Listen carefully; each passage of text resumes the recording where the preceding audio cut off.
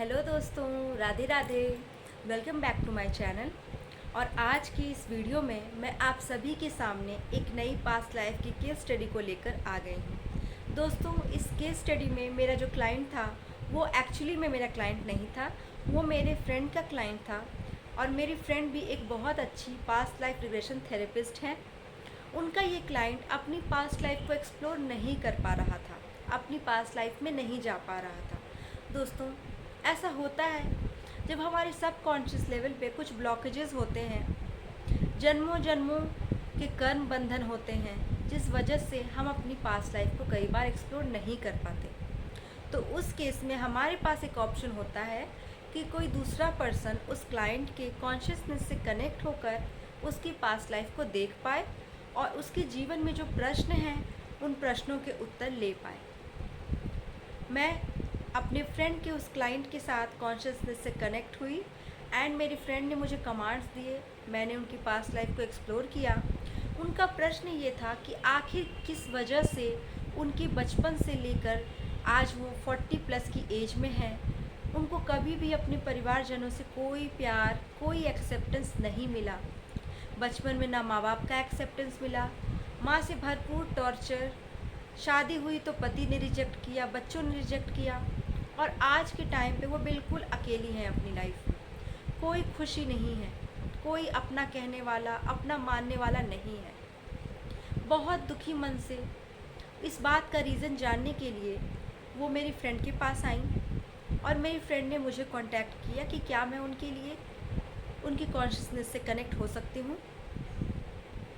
इसके बाद जब हम लोग इस सेशन को स्टार्ट करते हैं तो मैं ये देखती हूँ कि पास्ट लाइफ के अंदर मैंने उस क्लाइंट को एक रानी के रूप में देखा है। एक ऐसी रानी जो बहुत ज़्यादा कोल्ड हार्टेड थी। दिल में ना कोई दया भाव, ना कोई प्रेम भाव, ना ही किसी के लिए कोई सम्मान, केवल और केवल पावर की चाहत, पावर में रहने की चाहत, लोगों पे राज करने की चाहत। इस क्लाइंट का जो बचपन था अपनी पास्ट लाइफ में, बचपन से ही इसका बहुत ज़्यादा रूड बिहेवियर था घर के सर्वेंट्स के प्रति।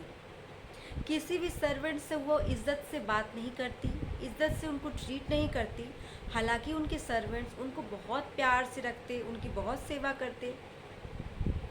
बचपन में इनके बहुत सारे भाई बहन थे और बचपन से ही मैंने देखा कि इनके अंदर ये इच्छा डेवलप हो रही थी कि मुझे रानी बनना है, मुझे इस राज्य की रानी बनना है, मुझे लोगों पे हुकूमत करना है। बट ऐसा पॉसिबल नहीं था क्योंकि इनके बहुत ज़्यादा भाई बहन थे और सबसे बड़ा इनका एक भाई था। और राजघराने का ऐसा रूल होता है कि जो सबसे बड़ा बच्चा होता है वही राजा या रानी बनते हैं। जी हाँ दोस्तों, ये राजघराने को बिलोंग करते थे बचपन में एंड शादी के बाद भी ये शादी करके एक राजघराने को ही गए। माँ बाप इनसे बचपन में बहुत प्रेम करते थे, बहुत ज़्यादा। और वो इनकी नादानी को समझकर, इनके बचपने को समझकर इस चीज़ को ओवरलुक कर देते थे कि आखिर इनके अंदर इतनी ज़्यादा हेट्रेड, इतनी ज़्यादा डोमिनेटिंग नेचर डेवलप हो रही है।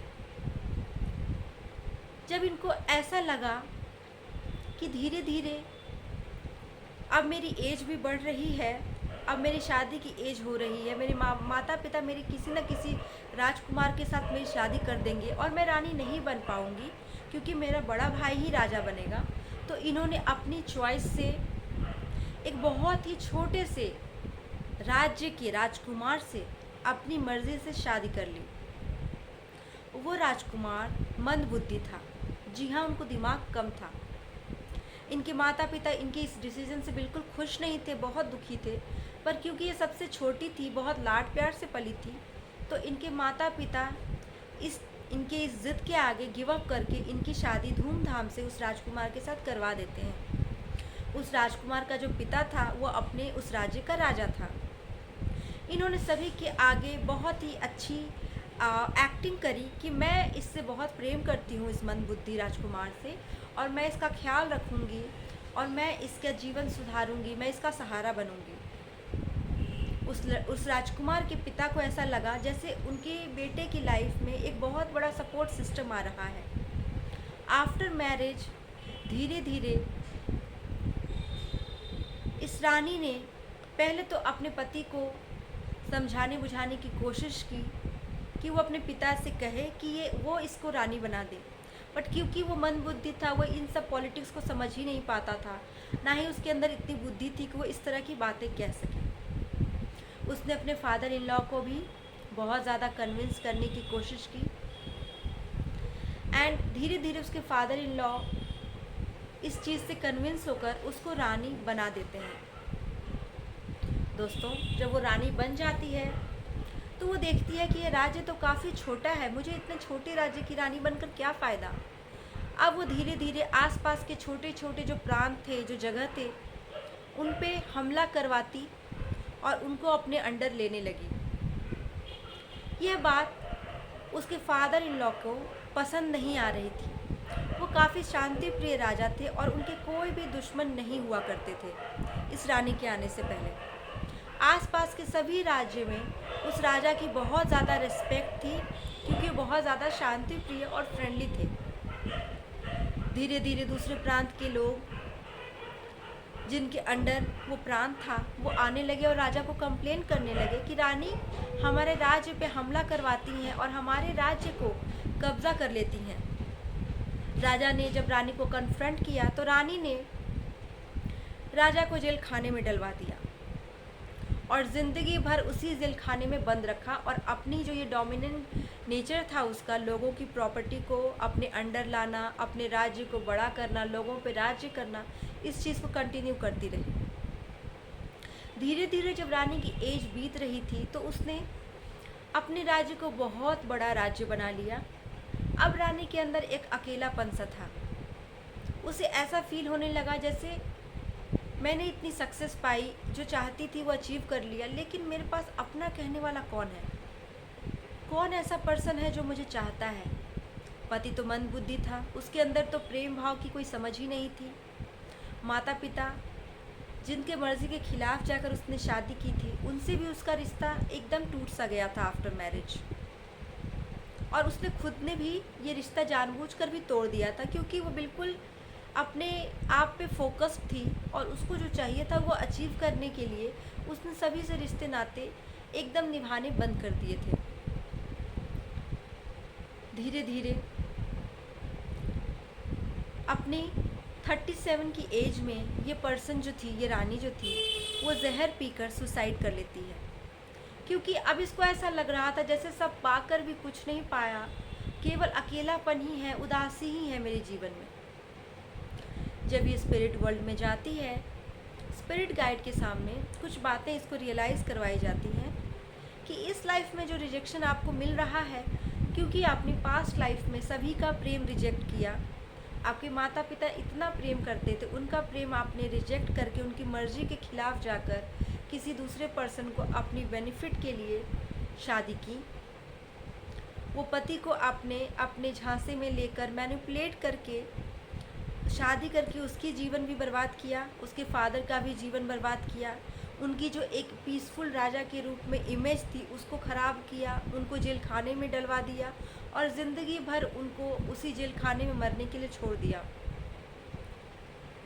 दोस्तों, उस लाइफ का जो नौकर था, जिस नौकर को इन्होंने बचपन में बहुत टॉर्चर किया, बहुत परेशान किया, बहुत उल्टे सीधे शब्द कहती थी, झूठ बोलकर राजा से उसको बाहर निकलवा देती थी, वो नौकर इस लाइफ की माँ बनकर आई थी। उस जीवन का जो गुस्सा था उस नौकर के मन में इनके प्रति, इस जीवन में उस गुस्से को उसको मार पीट कर टॉर्चर करके निकालती थी। इस जीवन का पति उस जीवन का ही पति है, दोनों पति एक हैं, दोनों की सोल एक है। दोस्तों, उस जीवन के जो फादर इन लॉ थे वो इस जीवन के फादर थे। तो दोस्तों, यहाँ पे एक चीज़ कॉमन हमें समझ आती है कि जैसे आपने उस जीवन में सभी को रिजेक्ट किया, सभी के प्यार को, उस फादर इन लॉ को जो इतनी एक्सपेक्टेशन और दिल से आपको अपनी बहू के रूप में एक्सेप्ट किया, आपको रानी बनाया, उसको भी आपने कारावास में डलवाकर उसके भरोसे को तोड़ा। उसने जो इज़्ज़त कमाई थी उस इज़्ज़त को ख़राब किया आपने। तो ये सारी चीज़ें उनको कर्मा के रूप में वापस इस जीवन में मिल रहे थे। हालांकि सभी सोल्स के साथ इनको माफ़ी मंगवाई गई, सभी सोल्स के साथ इनकी कॉर्ड कटिंग करवाई गई एंड इनको हीलिंग भी दी गई। बट यहाँ पे एक चीज़ जो हमारी आंखें खोलती हैं वो ये है कि अगर हम किसी के साथ बुरा करते हैं तो हमें वो बुरा ज़रूर मिलता है। अगर कोई हमें प्यार करता है तो हमें उस प्यार को एक्सेप्ट करना चाहिए और प्यार के बदले प्यार देना चाहिए। अगर हम ऐसा नहीं करते हैं तो हमें अगली लाइफ में उस पर्सन से रिजेक्शन भी मिलेगा। तो दोस्तों, ये तो थी आज की स्टोरी। आपको ये स्टोरी कैसी लगी है प्लीज़ कमेंट करके बताएं। वीडियो अगर अच्छी लगती है तो चैनल को लाइक एंड सब्सक्राइब करें। वीडियो को अपने फ्रेंड्स एंड फैमिली में ज़रूर शेयर करें। थैंक यू सो मच दोस्तों। राधे राधे।